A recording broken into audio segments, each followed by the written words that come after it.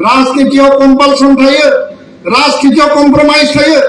राजखान्थि दोलोफोरा राजखान्थि व्यक्तिया मा बुङो बुङा बे आलादा बाथ्रा, बे बिथांमोननि साबजेक्ट, बे बिथांमोननि अबजेक्ट। किन्तु जातीय आफादा जातियाव जेलासिम जोङो हारिनि थाखाय सार्थनि थाखाय जोङो खामानि मावगोन, मावगोन, मालाबाबो कम्प्रमाइज खालामनायनि बाथ्रा गैया। आरो बिनिफ्राय थांनायनि उनावबो जातिनि मूल इस्युखौ लानानै कम्प्रमाइज खालामनायनि बाथ्रा गैया। दा बेखायनो मानगोनां रायजो राजा नोंथांमोन, जोंनि बेलेन्स ब्लकखौ रैखाथि होनायनि बेलायावबो दिनै जोङो जोंनि हा हुखौ जोंनि मानसिया मोननांगौ। आरो जायफोर नन बेलेन्स ब्लक जोंनि ओनसोलाव दङ, भारतीय नागरिक, बिथांमोना हा हु होनायाव जोंहा बादा गैया। किन्तु जुदि जोंनि अधिकारखौनो सोरनोबा होयोब्ला, अधिकारखौ जुदि ध्वंस खालामनानै सोरनोबा होनो नागिरोब्ला बेयाव जोंहा हारि हिसाबै खहा जागोन। आरो जोंनि दावहा बड'लेण्ड आन्दोलन 5,000 मानसि दिनैनि आन्दोलनानो हानिनो आन्दोलनमोन। हाया गैयाबा लेन्डखौ लानानै मा खालायगोन? हाया गैयाबा आलादा रायजोखौ लानानै मा खालायगोन? हाया गैयाबा सेक्सिडलनि अबस्थाया मा जागोन? खोथाया बेनो। आरो गिदिं गासिबो बाथ्राया बेयावनो फैयो। दा बेखायनो जोंनि हाग्रा ओनसोलानो सिखना जोहोलाव नेशनेल पार्कआव गोबां गोदान इनक्ल'ज जानाय खोथाखौ जों नुदों, खोनादों, जोङो रिपर्ट लाबाय थादों। ओरैनो रायमनाया एसे प्रटेक्ट जाबाय। सिखना जोहोलाव नेशनेल पार्क थांनाय सरकारनि समाव प्रमद बर', रन्जित बसुमतारी गोबां खस्थ' खालामनानै एबसुनि दाबि बायदियै बेखौ प्रटेक्ट खालामनांगौनि थाखाय जि ओनसोलखौ ध्वंस खालामनायनि माबादि नाय सानसे समाव जोङो भुटाननि अक्सिजेन जायाबा जोंनि आयुआ जे माने आधा जागोन, बे खोथाखौ जोङो बुजिना लानायाबो दिनै प्रयोजन दङ। कारण गुवाहाटीयाव दिनै पलिउसना बारायबाय, दिल्लीनि पलिउसनाथ' उन्दै गथ'खौ हार्ट एटाक खालामगासिनो दङ, साफोकेसनाव थानो हायाखै, हार्टनि प्रब्लेम जायो। किन्तु दिनै जोंनि बे सोमखोर बेसेबांबा समायना ओनसोला दानस्रां जायोबा, एवस्रां जायोबा, ध्वंस जालांबाय थायोबा भुटाननियाव खुलुमनानै अक्सिजेन जानायनि बादै माइ माइरं हा दै थाबा मालाय मा जानो? अक्सिजेना जुदि मोजां गैयाब्ला, दैया मोजाङै बोहैबोयाब्ला, पलिउसन जायोब्ला जोंनि इयुननि अबस्थाया मा जागोन? आरो बेबायदि थासारिखौ जोङो इयुन जोलैनो होलांगोन नामा? बे खोथाफोरा जोंनि थाखाय साननो गोनां। एसटिनि इस्युखौ लानानै गोबां माखासे दावराव दावसि थांबाय, गोबां माखासे थासारि थांबाय। दा एसटिनि इस्युआ गुसु माने फ्रिजआव हाबनानै दङ। जेलानो बेखौ दिहुनगोन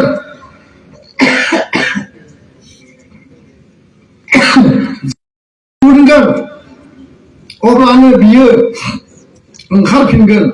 बेखायनो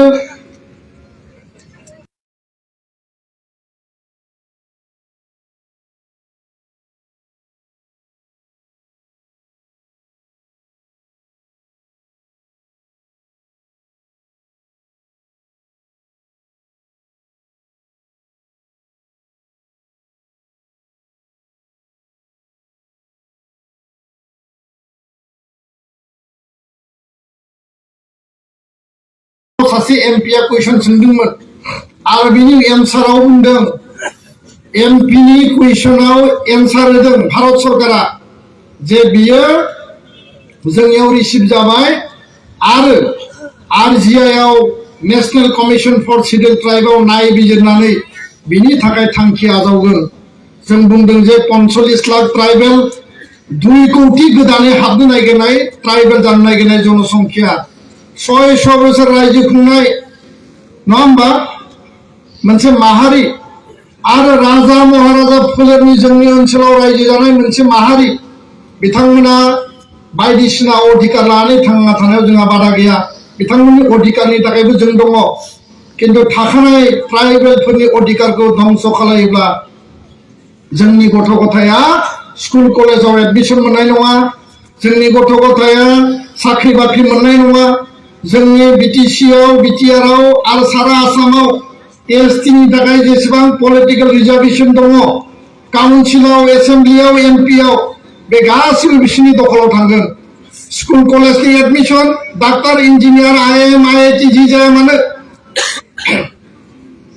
आरो साख्रि बाख्रि आरो पलिटिकेल रिजार्भेसन मोनथाम दिगाव जोङो मारदार जानो थांगासिनो बे बिथिंखौबो जोंनि गोदान जोलैया बावगारनायनि बाथ्रा गैया दा बेखायनो आं गोलाव बाथ्रा बुंनो सानाखिसै आं बयखौबो खावलायबाय जोङो हारिनि स्वार्थनि थाखाय हारि दानायनि थाखाय जोङो मालाबाबो फावसायनायनि बाथ्रा गैया एबसुआव गोजाम जेनेरेशना थांदों गोदान फैदों आरो संबिजितनि बायदियै जोङो आथालनि उनाव आथाल जेनेरेशननि उनाव जेनेरेशन बिबानगिरिनि उनाव बिबानगिरि मावथिनि उनाव मावथि हारि दानायनि थाखाय खामानि मावलांदों बे मोनसे नेभार एन्डिं प्रसेस एबसु माइ आफादा मालाबाबो बाया मालाबाबो जोङो माने फावसायनानै थानायनि बाथ्रा गैया नोरजिया जानायनि बाथ्रा गैया गिनायनि बाथ्रा गैया फ्रास्ट्रेशन जानायनि बाथ्रा गैया हिउमिलिएशन जानायनि बाथ्रा गैया दिनै भारत सरकाराबो मिथियो एबसुआ सोर आसाम सरकाराबो मिथियो एबसुआ सोर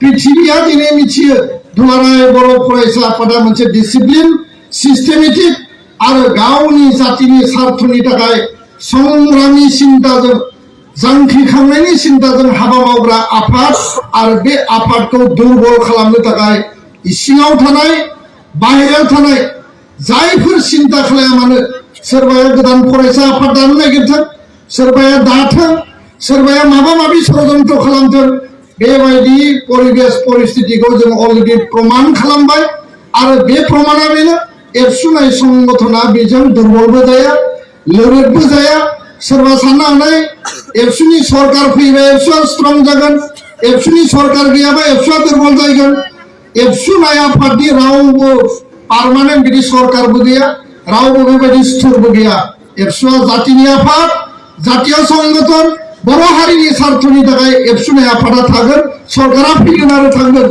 आरो सरकारखौ हारिनि स्वार्थनि थाखाय खामानि मावनो जों मालाबा लोगो जागोन आरो सरकारा आसाम भारत जोंनि काउन्सिलानो जाया मानो जि परिबेशनि सरकारानो जाया मानो जोंनि हारिनि बिरोधि जुदि पलिसि लायोबा नीतिनि बिरोधि लायोबा जोङो जेब्लाबो बिनि सायाव खोथा बाथ्रा बुंगोन आरो सरकारखौ बर' हारिनि स्वार्थनि थाखाय खामानि मावनो थाखाय जों खावलायगोन बेनो जोंनि एजेन्डा आरो बेनो जोंनि थांखि बेखिनि खोथाखौनो बुंनानै आं फोजोबबाय गोजोन्थों खुलुमबाय जय बर' हारिनि जय बर' हारिनि एबसु लं लिभ एबसु लं लिभ एबसु लं लिभ